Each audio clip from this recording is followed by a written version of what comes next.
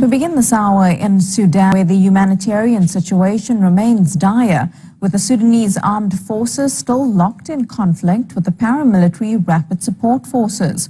More than 1,600 Sudanese have fled the town of Kertala in South Kordofan in one day. Insecurity has escalated alongside rising abuses committed by the RSF. The generals leading the two sides, both accused of committing war crimes and crimes against humanity, show no real signs of yielding to international calls for a ceasefire.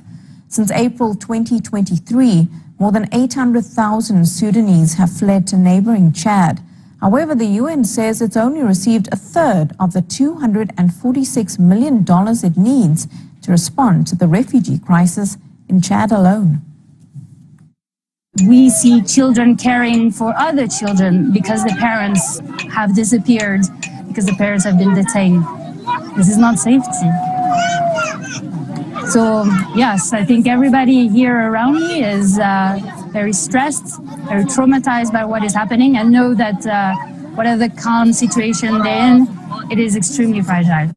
Mass waves are beginning to leave the city, the town of Kertala in South Kordofan and the neighboring towns, as well as violence keeps on escalating in that region day by day. We keep receiving reports on a daily basis, and even by the hour, that the Sudanese army is gaining more territory in South Kordofan, advancing towards several regions, several villages. The latest report suggested that the Sudanese army have managed to retake at least 7 villages in South Kordofan from the hands of the paramilitaries allies, key allies in the region, which is the SPLMN, which is the Sudan's People Liberation Movement, led by General Abdelaziz Al-Halu, who's considered one of the major allies for the paramilitary, serving as the deputy head of the Presidential Council with General Dagalu, the Commander-in-Chief of the Rapid Support Forces. So far, at least seven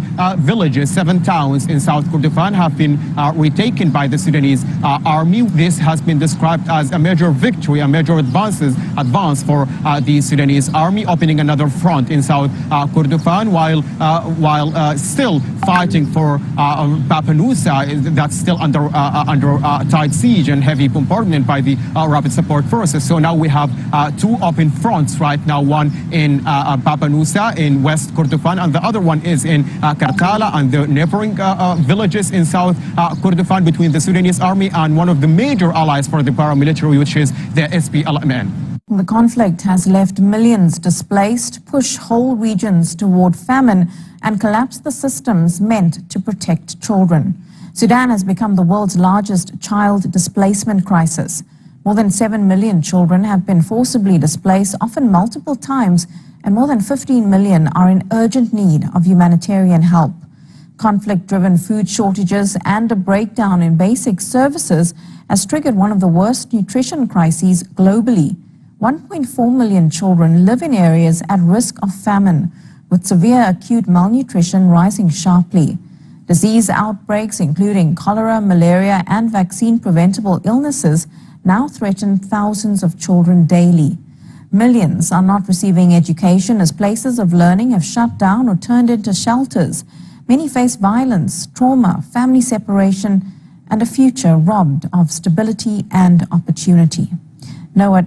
It is a shocking number of children, and what is actually more shocking is hearing some of the stories that these children have experienced and the journeys that they've actually taken to reach Tooele. Many of these children are arriving by themselves without any caregivers. As you saw from my colleague just in that clip there are children taking care of children. So not only are they arriving after this harrowing journey across the desert from Al Fasher, they're arriving by themselves, they're scared, they're hungry, they're tired, and many of them have no family or very little connections in this site in Tooele to actually sort of set up and find some family. Their parents are trapped somewhere else, they're still behind, or they've lost them entirely. It's an incredibly depressing situation. We have some very good health and nutrition actors here, including Doctors Without Borders, who are able to instantly screen for malnutrition and any immediate health concerns. We support local responders here to set up some kitchens that provide some hot meals. And then through NRC's psychosocial support program, we're able to get some of these kids into some learning spaces, you can see from the footage here, where they're able to process some of the trauma and start to deal with what they've experienced. These children have witnessed horrific crimes, horrific brutality and violence, and some way to process this is essential if they're going to ever be children again. The damage can last for years and years. NRC has been running this psychosocial support program in many other countries around the world for quite some time, and we've seen very, very good outcomes with it.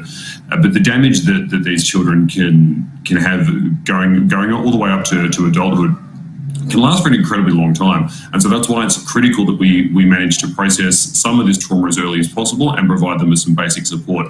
But this also only deals with that immediate mental health crisis. There's also very, very pressing material needs, food, shelter, water, healthcare, and ultimately in the long run, education as well, where these children need to be able to get back to school to start rebuilding the future of Sudan.